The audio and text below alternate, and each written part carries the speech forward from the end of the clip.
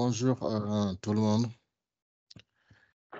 Donc en fait aujourd'hui je vais donc présenter une session autour d'Azure Application Gateway et donc notamment son intégration avec AKS, Azure Kubernetes Services. Donc je suis Monsieur Leigora, donc j'ai pour mon background j'ai fait pas mal de développement, j'ai fait du développement pendant plusieurs années. Donc, avant de me consacrer autour des clouds, notamment des DevOps, mais aussi de l'architecture cloud d'une manière générale. Donc, aujourd'hui, je peux vous partager mon écran, donc c'est un peu plus simple. Oui, c'est ta caméra qu'on voit pour l'instant. Est-ce que vous voyez mon écran? Oui, pour moi, c'est visible. D'accord. Donc, du coup, je disais que donc aujourd'hui, je vais vous parler d'une question autour d'Azure Application Gateway, mais aussi avec AKS, donc Azure Kubernetes Services. Donc j'ai pas fait donc j'ai pas présenté de slide. Donc, du coup, je vais quand même faire dans la documentation que j'ai trouvé assez intéressant. Donc, l'objectif de la présentation n'est pas donc Azure Application Gateway, mais son intégration avec donc Kubernetes. Donc, du coup, si vous voulez avoir donc des informations, mais aussi comment démarrer sur Azure Application Gateway, donc je vous invite à utiliser ce lien, ce module-là, qui est en gros très détaillé et très intéressant pour comprendre le fonctionnement d'Azure Application Gateway. En fait, c'est quoi Azure Application Gateway? En fait, c'est en gros un service Azure qui traite, qui traite le trafic des applications web qui sont desservies par un pool de serveurs web.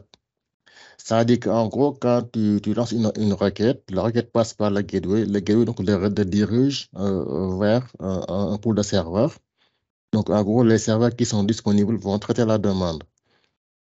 Donc, c'est en gros ça.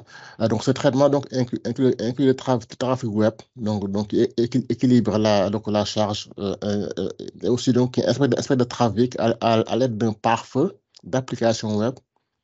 Donc, il peut aussi donc crypter le trafic entrant entre donc, les utilisateurs mais aussi une passerelle qui décrypte le trafic. Donc, il permet entre autres de pouvoir donc, détecter si un serveur du site est devenu indisponible, donc afin que le trafic ne soit plus dirigé vers ce serveur-là. Il permet aussi de faire donc du SL. Donc le trafic SL, c'est en gros d'une manière donc générale, c'est en gros, j'ai quand même ici le schéma. Ça permet donc d'avoir une vision beaucoup plus claire. Donc, il permet aussi de filtrer le trafic réseau. Donc ça indique en gros, donc, pour tout ce qui est donc, la sécurité, donc les actions SQL, tout ce qui est aussi les attaques de script, etc. Donc, on peut aussi donc, intégrer un WAF qui s'appelle le Web Application Firewall. Donc, qui permet en gros de détecter le trafic quand il entre dans votre réseau pour pouvoir en gros donc, détecter les menaces et aussi de manière générale. Donc, c'est en gros ça. Donc, donc ici, en fait, ce qu'on a, ici, on a ici le browser. Le user, quand il est dans son browser, il va faire sa requête. La requête passe par l'application Gateway. Donc, il a des listeners. Le listener donc, va regarder si la requête passe par le port 80 du HTTP ou du HTTPS. Maintenant, en fonction de ça, il y en a un rôle qui assure le listener avec un HTTP settings. Donc, c'est là aussi qu'on a aussi un ensemble de définitions. Par exemple, le certificat, il y a aussi tout ce qui est en gros les cookies, etc. Il y a aussi, aussi le connection draining. Le connection draining, c'est en gros, en fait, quand un serveur ne sera plus disponible, il va quand même terminer les connexions, les connexions avant que le serveur ne soit plus indisponible, quoi. C'est notamment efficace lorsque, par exemple, on a des maintenances ou des trucs comme ça dans les serveurs. Le fait de ne pas éteindre le serveur directement, ça peut causer des problèmes aux requêtes. Donc, c'est ça, en gros, le connection draining. Il permet aussi d'avoir donc ce qu'on appelle l'affinité de session. Donc, c'est en gros, donc, quand on balance des requêtes sur un pool de serveurs, donc ça, en gros, ça permet en gros de garantir qu'une personne, quand elle se connecte, il va toujours se connecter sur les mêmes serveurs. Donc, ça permet aussi de ne pas perdre sa session, quoi. C'est-à-dire qu'il lance une requête, une requête sur Application Gateway. L'app Gateway le dirige vers un serveur. Donc, ce user-là, quand il place une autre requête, l'app Gateway va aussi le diriger vers le même serveur pour qu'il ne perde pas sa session, quoi. Il n'a pas le diriger sur un serveur où il n'a pas de session active. Donc, c'est en gros ça. Donc, donc l'app Gateway aussi gère les requêtes sur lesquelles les applications envoient aux applications web hébergées sur un pool de serveurs. Et donc, il fournit aussi des fonctionnalités de SSL, SSL termination. C'est-à-dire qu'en gros, quand on balance une requête vers le gateway avec une SSL, donc il va donc, en gros voir le trafic, donc il le décrypte. Donc, mais il ne va pas encore l'encrypter pour l'envoyer au serveur, au serveur d'application qui, eux, donc, vont encore vont encore donc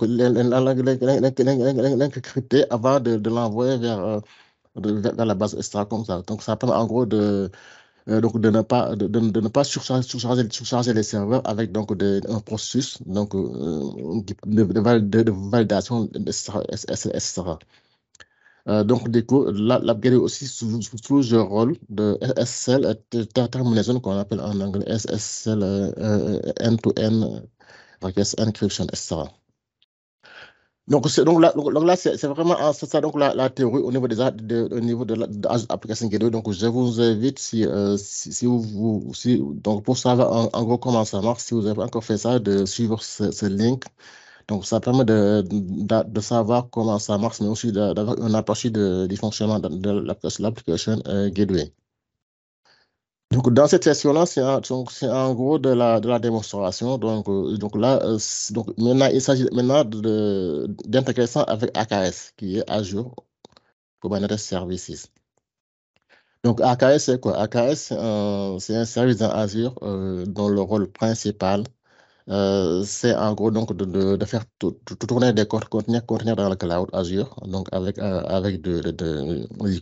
Kubernetes qu'on appelle, qui a été donc développé par Google et aussi maintenant qui a été donné à la fondation, je pense, Linux, mais maintenant c'est open source, etc. Donc maintenant, donc dans cette session-là, donc je vais d'abord dans un premier temps donc créer un cluster et donc vous montrer comment on peut l'intégrer avec App Gateway. Donc pour cela, j'avais déjà fait donc le déploiement, mais donc du coup, je vais vous montrer comment on peut le faire étape par étape. Donc en gros, donc là, j'ai besoin d'abord d'un AKS, d'un Kubernetes Service. Donc là, pour le créer, je vais dans le portail Azure. Ici dans Create un cluster. Donc là, il va me demander l'ensemble des informations pour créer le cluster. Donc là, je peux avoir donc là, ici, ici donc ma inscription. Après là, je crée une ressource groupe. Si je n'ai pas encore une, je vais l'appeler peut-être démonstration. Donc après là, donc je mets ici le nom du cluster, le nom que je vais donner à mon cluster. Je vais l'appeler AKS démo, AKS démo par exemple Meetup.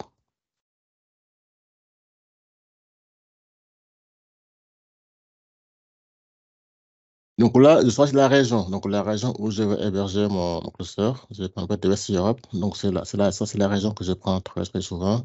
Après là, il y a les pricing, etc. Donc là, en fonction du pricing, vous avez donc les services qui sont donc appropriés.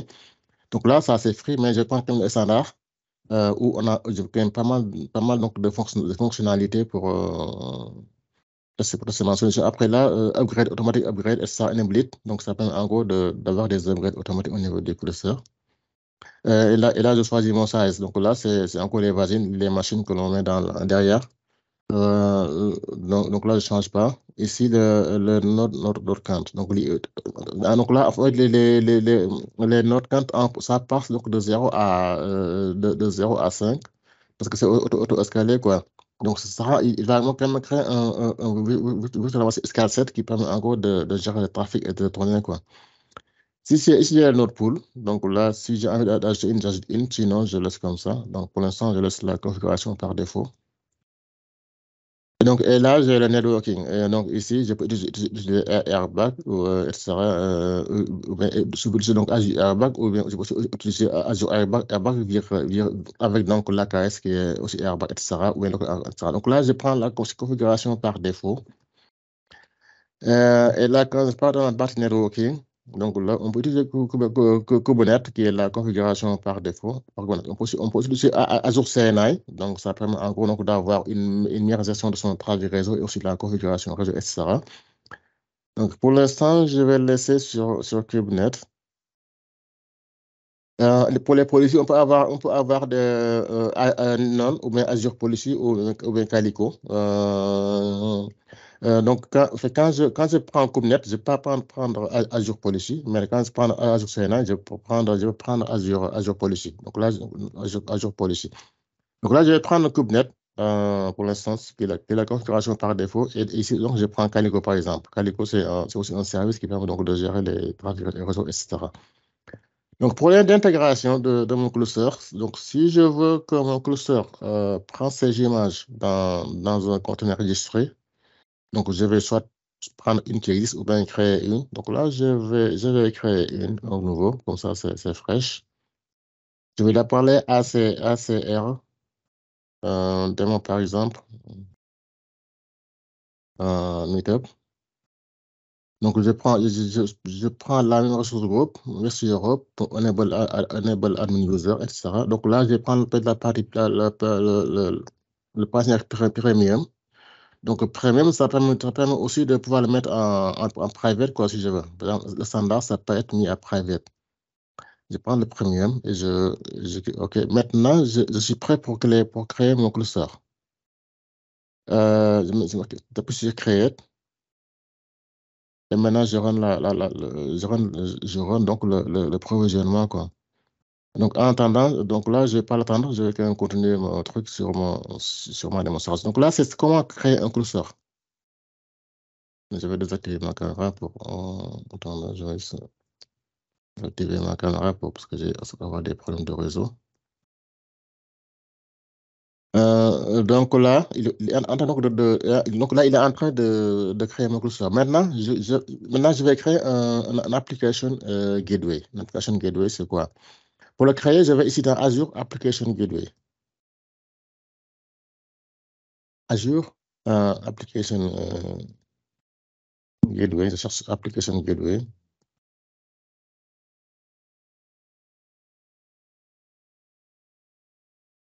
Pour créer un nouveau, il suffit de créer sur Create. Maintenant, c'est pareil que le cluster. Je mets ici dans mon subscription. Je prends la même ressource groupe qui est ici dans KS démo, démonstration. Je donne un nom à mon gateway, par exemple, Agik, Meetup, par exemple.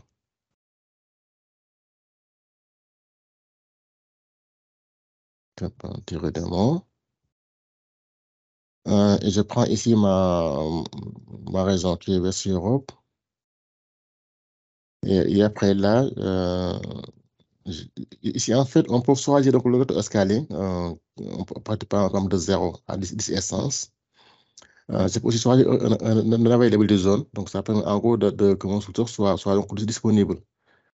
Si par exemple, si par exemple un data center, etc., a un problème.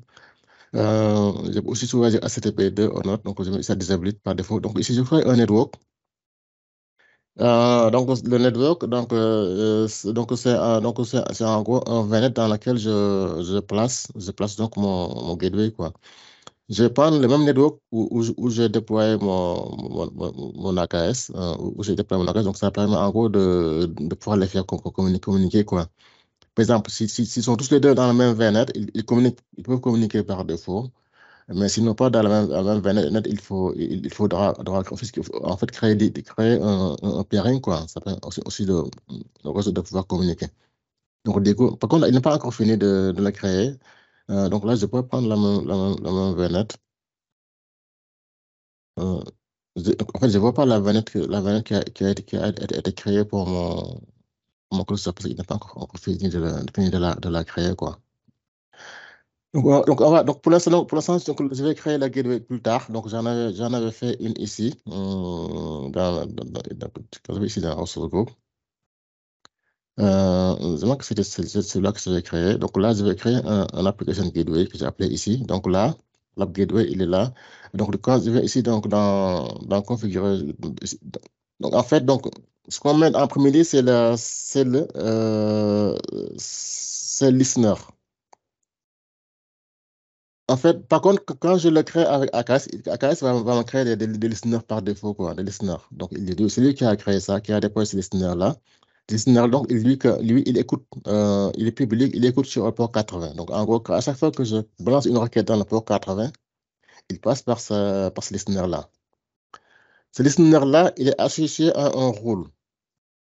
Voilà, donc ce rôle, donc le rôle, ce qu'il fait, c'est qu'en gros, il dit que moi j'ai la priorité de 19 500, donc la priorité, donc ça part de 1 à demi, etc. Et 1, c'est la priorité la plus grande, quoi. C'est-à-dire que si j'ai un listener avec cette priorité 1, c'est lui qui sera d'abord exécuté avant les suivantes, quoi. Le listener-là, donc ça c'est Akasima créé pour moi quand je fais le déploiement. Donc là, il me dit qu'en fait, ce rôle-là, il associe ce listener-là à ce backend target-là. Ce backend target-là, c'est un backend pool. Donc là, il prend ce backend pool. Et là, il prend ce backend settings. Donc en gros, à chaque fois que j'envoie un listener, une requête sur le listener-là, il va passer par ce backend pool, mais aussi par ce backend settings. Maintenant, c'est quoi le backend pool et le backend settings? Du coup, quand je reviens ici dans ma configuration et je vais ici dans Backend Settings. Donc là, en fait, c'est c'est celui-là qui m'a été créé par AKS. Donc, du coup, en fait, il dit que lui, il va regarder le protocole HTTP. Donc là, c'est pas crypté, quoi. Sur le port 80. Donc là, on peut activer ou désactiver le cookie base Affinity. Donc, c'est quoi ça? Quand je mets ici un point sur l'exclamation, il va me dire que c'est quoi. Donc, il dit que the application gateway can use cookies to keep a user session on the same server. You can enable this feature if the client support the use of cookies. Par exemple, si tu as une application web qui supporte des cookies, là, il faut l'activer, quoi. Ça permet aussi à chaque fois que le client lance une requête, l'app gateway donc, va le diriger toujours vers le même serveur. Donc pour ça, donc, il ne va pas perdre sa session, mais aussi ses cookies, quoi. Donc, pour l'instant, j'ai désactivé ça. Je prends la connexion par défaut. Et ici, il dit que connection draining. C'est quoi la connection draining? Donc là, je peux l'activer ou désactiver. Donc, c'est ce que je vous expliqué là tout à l'heure. Donc là, quand je mets aussi le curseur sur l'exclamation, il me dit ce que ça veut dire. Connection draining help gracefully remove vacant pools members during planning service updates. Par exemple, quand on planifie des mises à jour sur les serveurs, donc avant que le serveur ne tombe, donc le connection draining, il va quand même s'assurer que toutes les connexions sur serveur là ont été traitées, ou alors de les diriger vers un autre serveur avant en gros de stopper le serveur là, quoi. Il dit que when this feature is enabled, the registration instance of a backend pool won't receive new requests. En gros, il ne va pas aussi lui donner d'autres requêtes qui va traiter, mais et après, il va s'assurer que ce qu'il fait, il termine proprement, quoi. This applies to backend instance what are expected removed from the backend pools via API, etc. Donc voilà en gros ce que c'est le connection draining. Et là, je peux faire des time-out. Par exemple, là, je peux lui dire, par exemple, je veux ici un time-out chez moi. Quand la personne, il lance une requête, donc si ça ne répond pas au bout de 30 secondes, Donc, tu lui dis que il y aura quoi, etc. Donc, c'est ça le timeout. Aussi, pareil, il va aussi expliquer vraiment ce qu'est le timeout. The request is the same of seconds. The application will wait to receive a response from the backend pool before it runs a connection timeout error message. Donc, je laisse la configuration par défaut. Ici, on peut aussi mettre un sonnette. C'est-à-dire qu'en gros, si j'ai un FQDN, je peux aussi le mettre là. Maintenant, pour l'instant, je n'en ai pas. Je laisse comme ça. Je laisse la configuration à non. C'est pareil. Donc là, c'est le custom help form. Le help form, c'est quoi? C'est-à-dire qu'en gros, le help form, il lance des requêtes au backend pour s'assurer qu'ils sont healthy. C'est-à-dire qu'en gros, il ne va pas diriger la requête vers un serveur qui n'est pas qui est down, quoi. Donc, et pour cela, il maintient un help propre. C'est ça le help propre, par exemple, là. Ici, j'en ai plusieurs. Donc, je vais prendre celui, par exemple, celui-là qui est du HTTP, celui-là, par exemple. Je prends celui-là. Du coup, en fait, il dit que, par exemple, il balance un protocole HTTP sur le backend. Du coup, tous les 30 secondes, il balance une requête. Donc, si au bout de 30 secondes, la requête ne répond pas, donc il va dire que ce backend n'est pas healthy. Donc, il va encore arrêter de lancer des requêtes sur ce serveur-là. Donc, en gros, donc, il va maintenant uniquement lancer des requêtes vers les serveurs qui sont healthy, quoi, qui sont disponibles. Et là aussi, on a un healthy signal. C'est quoi là? C'est le retry, quoi. Backend retry count, c'est-à-dire en gros, le nombre de fois qu'il va réessayer. Par exemple, il lance une requête. Tous les 30 secondes, il lance une requête. Et il attend 30 secondes pour s'assurer que c'est bon ou pas. Maintenant, si au bout de 30 secondes, le serveur ne répond pas, il va quand même réessayer 3 fois avant de dire que le serveur-là est down, quoi. Il n'est pas bon. Donc voilà en gros les help forms. Maintenant, il reste un dernier truc à regarder, c'est les backend pools. Les backend pools, c'est là où on a les serveurs. Ici, par exemple, le default backend pool, par exemple, lui, il dit que c'est quoi? En fait, là, il va diriger mon truc vers l'AKS, quoi, vers mon ingress controller. Donc là, le backend pool, c'est en gros, c'est là où on ajoute les serveurs. On ajoute par exemple, là, si je veux que ma requête aussi soit dirigée vers un serveur, je vais l'ajouter ici. Par exemple, là, ici, j'ai une VM. Par exemple, là, si je veux UDN ou un IP, alors je le mets ici. Ici, je veux aussi prendre une VM, je vais mettre là, une VM, ou bien ici un scalset, ou bien un autre service. Par exemple, là, si je prends un VM, je peux aussi choisir des VM qui sont disponibles dans ma solution que je n'ai pas.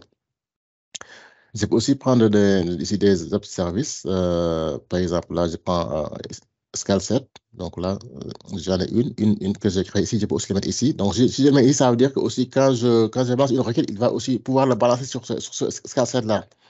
Donc là, ici, il faut quand même s'assurer que ce qu'on met dans le backend pool, ils peuvent traiter la demande, quoi. Parce qu'en gros, tout ce qu'on met ici, il va quand même, si c'est healthy, il va diriger la requête vers lui, quoi. Maintenant, il ne sait pas si par exemple le serveur est capable de traiter la requête ou pas, quoi. Donc, du coup, il faut quand même s'assurer bien que tout ce qu'on met dans le pool sont capables de traiter. En fait, on a là-bas des applications back-end installées qui sont capables donc, de traiter la demande correctement, quoi. Donc voilà ce qu'on a au niveau du back-end pool. Donc du coup, maintenant quand je reviens à mon explication de départ, c'est-à-dire que maintenant, quand j'envoie un truc à mon listener, il y a un rôle, donc je vais mettre d'abord les rules. Donc, ici, on a les rules. Donc le rôle que j'ai créé ici, par exemple là, je veux dire que par exemple, le rôle, il s'appelle comme ça. Maintenant, quand une requête passe par ce listener-là, il faut prendre ce backend settings-là associé à ce backend target-là. Donc voilà, en gros. Maintenant, le backend target, lui, il va envoyer la requête vers le serveur, quoi, vers le pool de serveur. Maintenant, tout ceci est fait. Attends, je regarde si mon. Maintenant, je vais pouvoir créer un gateway. La KS est bonne. Donc là, je vais vous expliquer comment ça marche le gateway, quoi. Maintenant, je vais quand même en créer une pour le montrer comment on peut le créer. Par exemple, là, je vais ici dans Application Gateway, je mets create new. Et là, je prends ma inscription. Et ici, je vais prendre ma ressource groupe démonstration. Je l'appelle Ajip. Ajip. Démon. Donc là, je prends ma région qui est West Europe. Et donc là, et là aussi, je prends ça par défaut. Pour la VNet, donc, je vais prendre ma VNet défaut.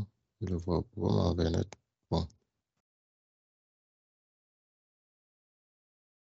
Je vais quand même créer une VNet parce que je vois toujours pas ma VNet ici. Donc, du coup, je vais quand même créer un VNet. Donc là, on peut créer un VNet que j'appelle VNet Demo. C'est en gros un virtual network dans lequel je place mon gateway, quoi. Maintenant, dans ce cas, pour que le gateway puisse communiquer avec mon ACAS, il faudrait que je crée du pairing, quoi. Donc là, pour le front-end, maintenant que je pense au suivant. Donc, pour le tiers aussi, le tiers. Pour le tiers, je vais vous montrer le tiers.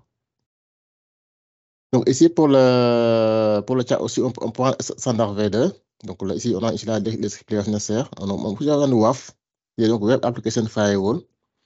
Donc, qui permet donc d'intégrer mon gateway avec un firewall donc au niveau de l'IOS 7. Donc, ça permet aussi d'avoir un firewall sur mon gateway qui permet aussi de pouvoir inspecter le trafic et aussi donc s'assurer aussi que en gros, l'OAS pour tout est géré, quoi. C'est-à-dire, en gros, il va quand même regarder le trafic et aussi s'assurer que toutes les règles OAS ne sont pas violées, quoi.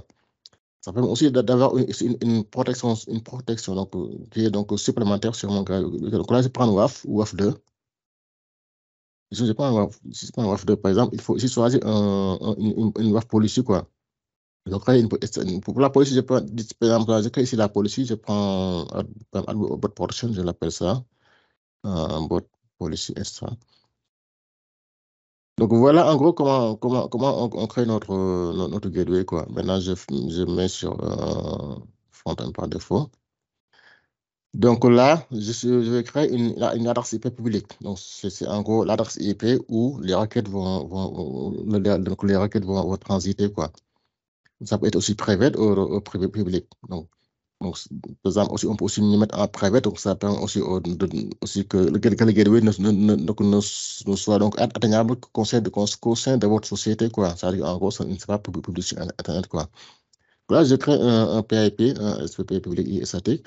Donc là, et après, donc, il faut maintenant ajouter un backend pool. Ça c'est front-end IP. Maintenant, il faut ajouter un backend pool.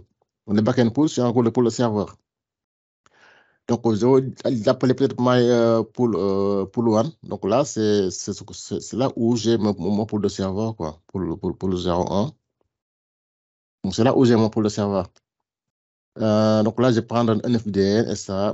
Donc là, pour l'instant, je le laisse comme ça parce qu'en gros, AKS, il va me créer, il va me créer son propre pool, quoi.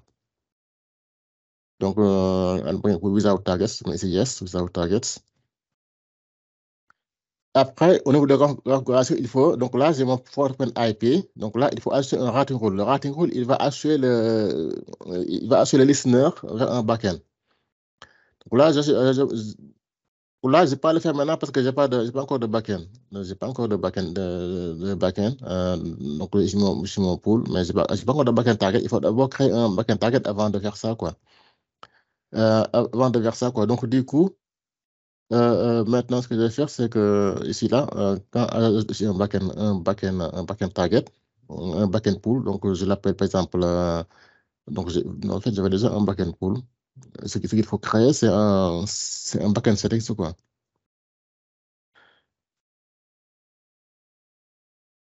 Donc, du coup, en fait, donc, je vais faire ça là. Donc là, je vais faire ça. Donc, du coup, là, je vais créer un live, quoi. Du coup, là, ça, c'est mon listener.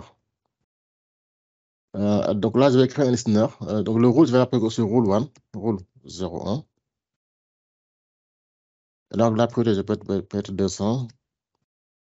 Et donc là, j'ai pas listener name. Je vais prendre listener 01. Listener 01. Donc, et là, je dis que donc, je vais écouter sur le port 80, etc. Donc, pour le backend target, donc, je vais prendre mon backend pour que je vais créer. Après, maintenant, il faut un settings. Je vais créer une ici. On peut créer une là. Donc là, je l'appelle settings démon. Démon. Je vous dis que, par exemple, moi je veux du port 80, donc je veux plus du courrier affinité, je veux aussi du consent training, etc. Je veux aussi donc je veux aussi un path customisé, oui ou non, etc. Et là, je veux aussi un custom, oui ou non. Donc là, je mets par défaut et je mets add. Et après, donc, il va me créer. Donc là, j'ai mon listener qui est tout bon, quoi. Donc là, il m'a créé mon roger role. Maintenant, il reste un backend. Donc là, j'ai tout, quoi. Donc j'ai toute ma configuration. J'ai un front-end IP, j'ai un routing role, j'ai aussi un backend pool. Maintenant, je fais une axe et je crée mon gateway, quoi. Donc là, le gateway, ça prend donc trop de temps avant de le créer. Donc là, je compte la démo avec celui que j'ai déjà créé, quoi. Donc maintenant, pour l'associer à l'AKS, donc je vais ici dans mon AKS que je vais créer. Il faut aller ici dans networking. Networking. Et donc là, ici, application gateway, je mets oui ou non, quoi. Quand je me coche oui, il va me demander de choisir, de choisir mon gateway, quoi. Par exemple, quand je vais dans la caisse que je vais créer, que je viens de créer là, qui est Course Meetup, ici là, quand je vais dans networking, ici, et je prends ici application gateway ingress controller. Là, il va me demander de prendre une ou de créer un nouveau, quoi. Donc là, je peux prendre le gateway qui est en train de se créer, quoi. Celui-là, il n'est pas encore fini, mais je prends celui-là, quoi. C'est ça, quoi. Donc c'est en gros qu'il faut. Maintenant, quand je fais ça, ça veut dire que maintenant, quand je tape sur mon gateway, il va diriger mes requêtes vers mon Akas Closer. Et ça c'est Ingress Controller. Pour l'Ingress, on en a donc de plusieurs façons. Par exemple, je peux avoir un ingress avec un NGINX qui est en gros un serveur Linux qui permet donc de traiter des demandes, etc. Et je peux aussi avoir un ingress qui est intégré avec l'application Gateway. Dans ce cas-là aussi, on en a deux façons. Soit je crée mon ingress controller quand je crée mon curseur, il lui sera associé, soit si je crée le curseur, puis je crée le gateway, et après, donc, je les associe, quoi. Encore pour les associer, il faut juste de créer ici apply, il va les associer. Donc, voilà, donc, en gros, comment on crée le curseur, mais aussi le gateway. Donc, dans la prochaine étape, je vais montrer donc, comment faire le déploiement sur AKS. Est-ce que vous avez des questions à ce niveau-là, ou bien des remarques, ou bien aussi des feedbacks, ou pas encore?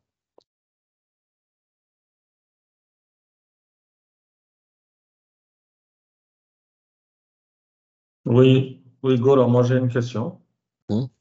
concernant la charge, Ok. la charge de travail. Est-ce qu'il y a différents niveaux qui sont disponibles selon le trafic sur l'application? Oui. Pour la charge de travail. Oui, selon Oui, oui. le trafic sur l'application, est-ce qu'il y a différents niveaux qui sont prévus? Je pense à la tarification, en fait.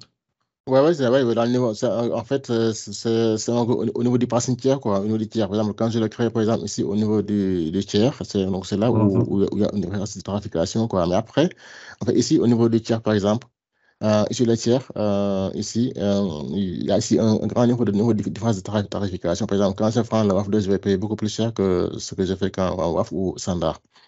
Et OK, si donc, ici, in the passing tier offer performance excellence and support for some critical new features of each support, etc. Donc là, quand je clique ici sur ça, là, il va donc m'envoyer vers la page qui m'explique tout ça. Mais par contre en fonction du tiers, on paye beaucoup plus ou moins, quoi. Par exemple, quand on parle de tiers, on a donc des fonctionnalités supplémentaires, mais le prix ne sera plus le même, quoi. Donc, il y a ça, il y a le Ok. passenger, il y a aussi il y a aussi auto-scaling. Par exemple, quand je fais auto-scaling, oui ou non, donc quand je fais ça aussi, ça permet aussi de pouvoir, ça me permet aussi de payer beaucoup plus cher parce qu'en gros, quand je fais ça à non, ça veut dire que moi, manuellement, je dois augmenter ou diminuer ou diminuer la charge de mon gateway. Donc ça, Ouais. il y a quand même, c'est quand même possible quand même que qu'on perde des clients ou bien des connexions parce que il faut d'abord que le site ne marche pas pour que je vais le faire manuellement, quoi. Maintenant, quand je fais automatiquement, ça veut dire que lui, maintenant, il n'y a plus d'action manuelle. Mhm. Lui, quand il a de la charge importante, il va augmenter automatiquement le nombre d'instances quoi, jusqu'à 10 maximum. D'accord. Maintenant, quand il atteint 10 maintenant, il va quand même, il va quand même laisser tomber les nouvelles demandes qui arrivent, quoi. Donc, du coup, donc maintenant, je mets ici 5 ou le nombre que je veux. Donc, mais là, il garantit que, par exemple, lui, il peut augmenter jusqu'à 10 essences. Donc, ça permet en gros donc, de pouvoir supporter toute la demande qui peut arriver, quoi. Maintenant, si la Ok. demande ne nécessite plus de 10 instants aussi, il doit quand même laisser tomber des requêtes, des requêtes, quoi. C'est en gros ça. Donc, en gros, ça se décide là, quoi. D'accord. D'accord. Ok. Ok. Maintenant, pour ma démonstration, il faut quand même comprendre comment ça marche AKS pour faire donc le l'AKS devait ici dans mon cluster AKS. Donc, ça, c'est mon cluster AKS. Donc, j'ai pas mal de configurations ici dans AKS. Donc, la session n'a pas bon que pour rôle de montrer AKS dans les détails, mais c'est vraiment ça. AKS, c'est en gros, ça permet aussi de faire tourner des clusters et aussi des conteneurs, quoi. Et donc, du coup, quand je vais dans mon AKS, ici, ici, je la connecte. Donc là, je me connecte dans ma solution. Par exemple, je me connecte dans ma solution. Donc, je suis dans mon PowerShell et je me connecte. Donc là, quand je me connecte, donc je mets ici donc je mets ici dans ma solution. Je vous dis que par exemple, moi, je veux que ça se passe ici sur ce chose-là. Après, donc, je prends ici mes credentials. Donc ça permet en gros donc, de télécharger le point qui config, qui permet donc de pouvoir donc authentifier ma session PowerShell vers l'AKS. Donc, en gros, il va me créer un fichier ici qui contient en gros mon token pour pouvoir me loguer dans l'AKS, quoi. Maintenant, pour savoir ce qu'il y a dans le curseur, je fais un kubectl get, par exemple. En fait, donc ça, pour comprendre ça, il faut quand même avoir des bases sur AKS. Donc, pour AKS, c'est pareil. Quand vous venez ici ici là, ici là, dans MSLearn, donc je vous invite vraiment à aller dans MSLearn pour ceux qui ne connaissent pas les basiques. Donc là, quand je cherche ici Kubernetes, Kubernetes, donc là, j'aurais quand même un ensemble de ressources qui est par exemple, ainsi introduction. Comme là, ça dépend de son niveau, quoi. Si on a un niveau avancé, on peut regarder tout cela, tous ces détails-là. Mais sinon, on peut quand même aller dans introduction. Par exemple, là, ça va vraiment expliquer en détail c'est quoi AKS, aussi comment ça marche, etc. Donc, si vous n'avez pas encore fait de l'AKS, je vous invite vraiment à aller ici regarder. Donc, on doit mettre ce lien-là dans le chat, comme ça permet de pouvoir comprendre comment ça va s'entendre. Je vais mettre dans le chat. Ici, par exemple, je mets ici un truc. Ça, c'est Kubernetes. Et là, c'est AppGateway.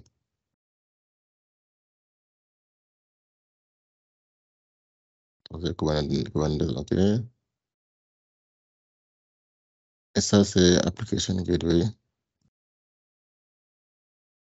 Donc, c'est comme ça, pour les débutants, ça permet en gros de savoir de connaître. Parce qu'en gros, quand on ne connaît pas ça, vraiment, on peut travailler directement, quoi. Donc, du coup, là, c'est en gros une commande qui permet de savoir ce qui est. Donc là, je vais déployer un service qui s'appelle Appnet. Maintenant, c'est quoi un service?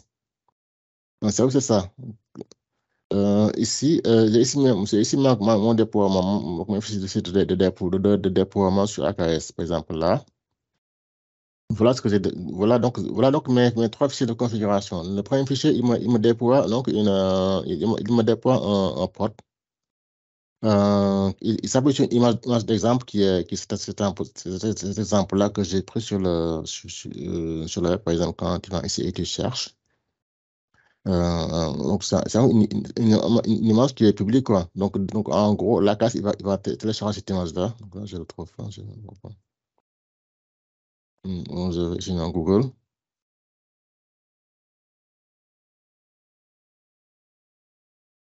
Ici, je sais pas si ça veut dire, il doit être dans Docker, quoi. Cet exemple-là, il doit se trouver ici, quoi, dans le Docker, quoi. C'est en gros, ça, cette image-là, quoi.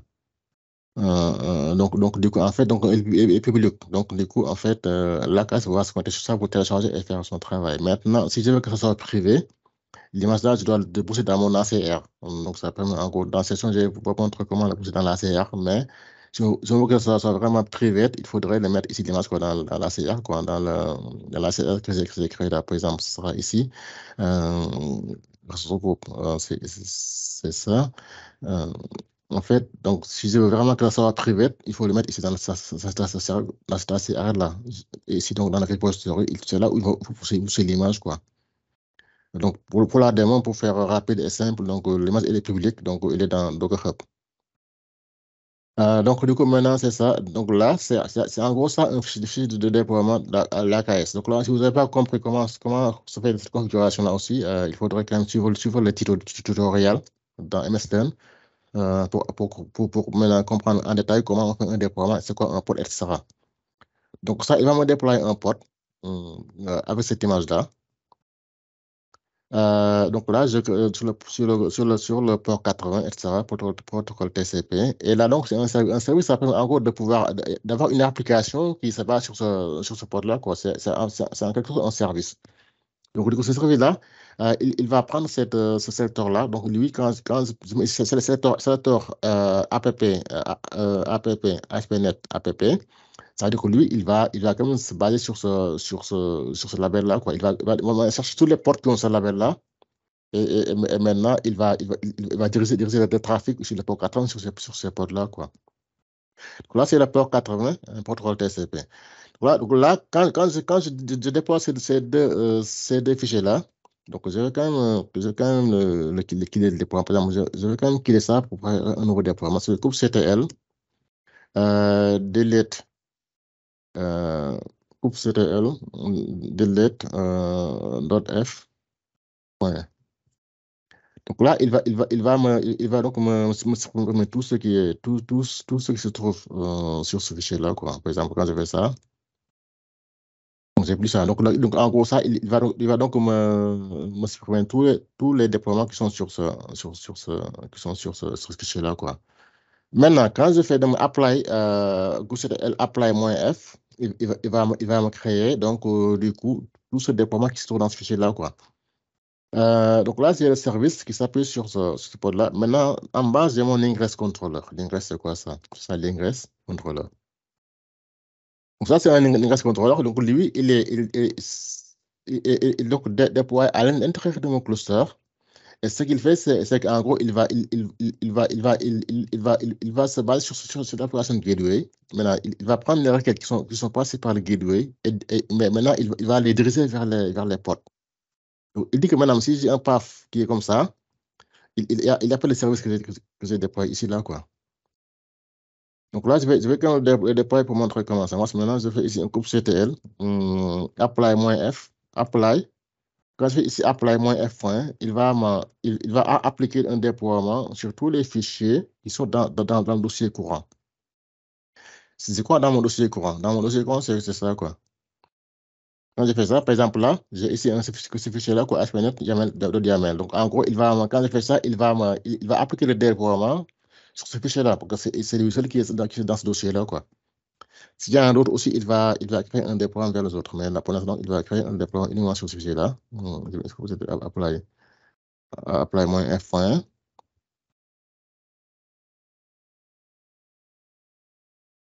Donc là, il m'a créé trois choses. Il m'a créé un port ASP.NET, c'est celui qu'on a ici au début, celui-là au début.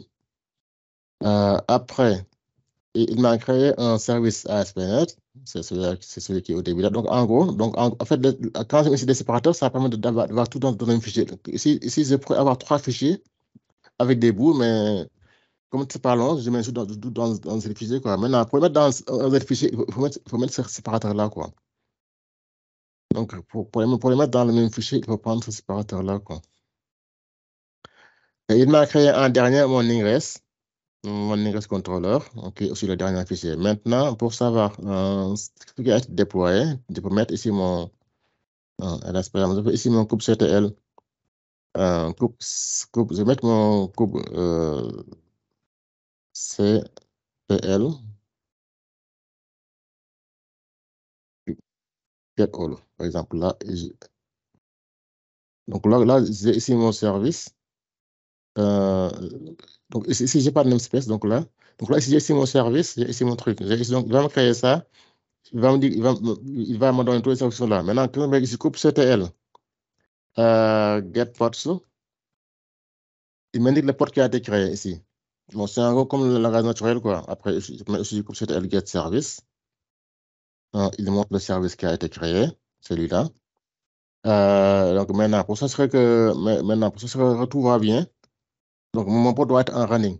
GetPods doit être un static running, donc il est running. Ça veut dire que donc là, il est déployé, il tourne. Maintenant, il faut s'assurer que tout va bien, quoi. Il faut mettre un log, par exemple, là, quand je vais utiliser c'était log dans la porte pour savoir s'il n'y a pas d'erreur, etc.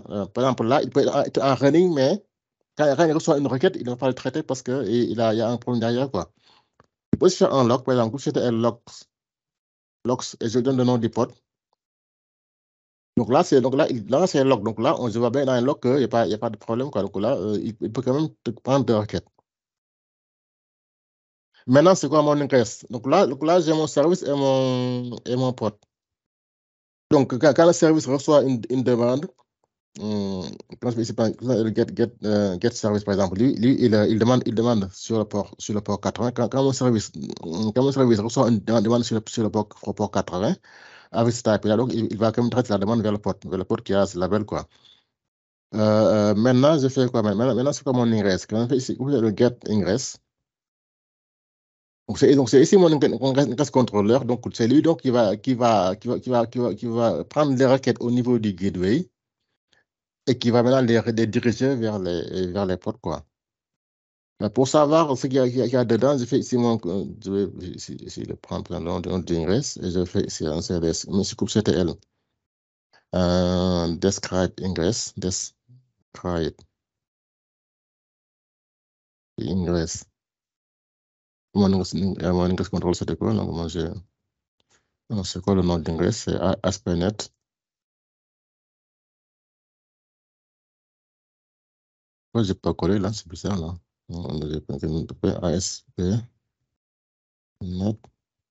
PP. Donc voilà, voilà, il dit que par exemple, lui, il n'a pas de host, il n'a pas de SRE. Maintenant, lui, il dit que par exemple, quand il prend une requête avec le path là, il dirige vers ce serveur-là sur le port 80 et sur le port donc 80-82, quoi. Donc là, en fait, pour l'instant, j'ai une seule path. Maintenant, j'ai aussi un seul d'autres. Par exemple, là, si je si aussi que mon ingress aussi, il dirige vers le serveur, par exemple, je peux mettre là, par exemple, je peux prendre ça, par exemple, aussi, faire une copie. Je colle là. Non. Par exemple, ça, je mets ça. Et d'ailleurs, par exemple, je vous dis que, par exemple, quand tu reçois une page sur par backend, il faut le prendre, il faut le registre dans le backend service. Dans le backend service. Par exemple, je fais ça. Paf. Exact, dans le backend. Donc là, je dis ça, paf. Donc là, ils sont là. Non, c'est HTTP. C'est ici, quoi. C'est ça, si vous prendre HTTP. C'est ça qu'il faut prendre, HTTP. Après, je fais ça.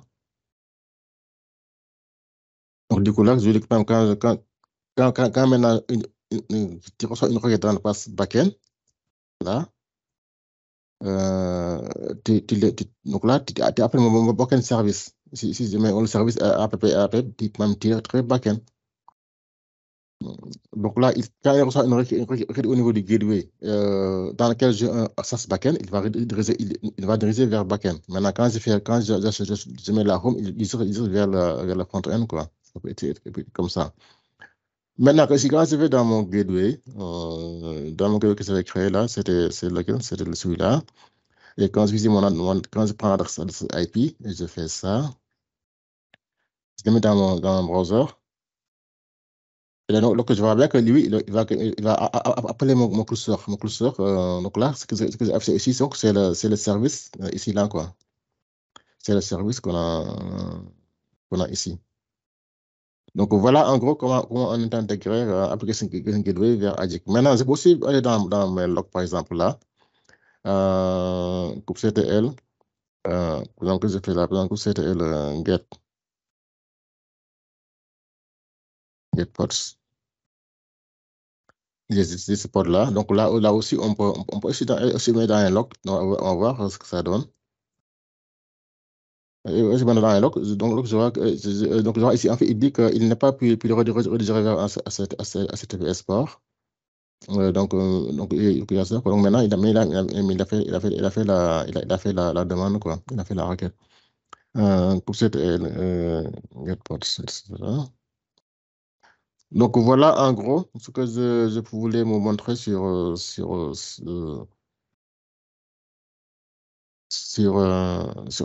Application Gateway et aussi Ingress Controller. Est-ce que vous avez des questions sur...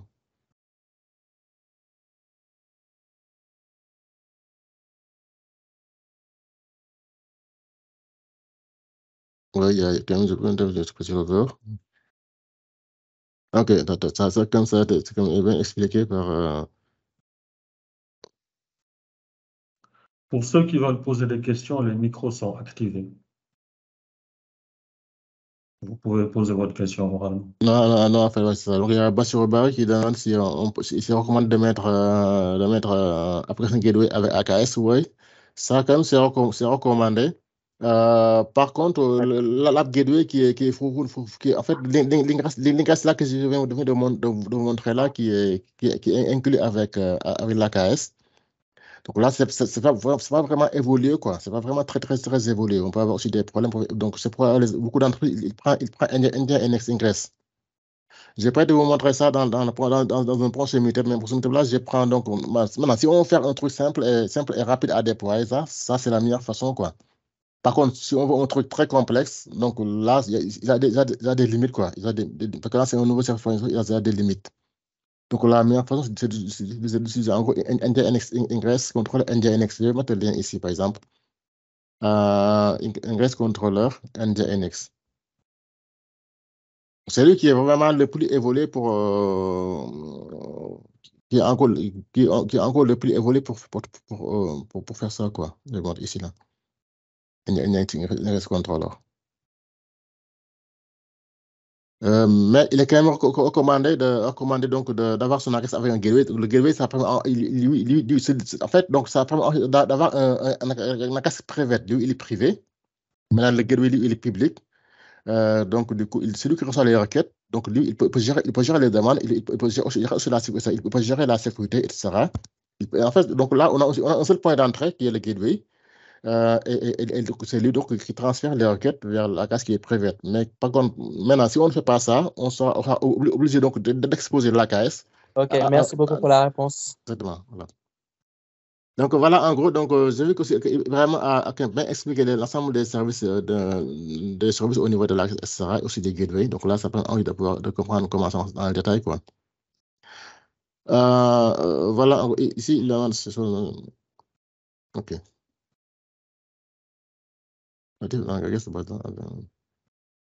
C'est ça, quoi. C'est ça. En fait, la meilleure solution, c'est NDNX, quoi. Par exemple, là où je travaille actuellement, etc., et aussi dans toutes mes missions, c'est pratiquement NDNX qui est utilisé, quoi. Parce que là, là, c'est pas encore très évolué, quoi. En fait, l'ingress qui est dans l'app Gateway de Microsoft n'est pas très évolué, quoi. Donc, le plus souvent, les gens utilisent NDNX, quoi. Donc, voilà en gros ce que je voulais vous montrer en session. Donc, si vous avez d'autres questions, on peut y revenir. Donc, du coup, je vous remercie pour votre participation.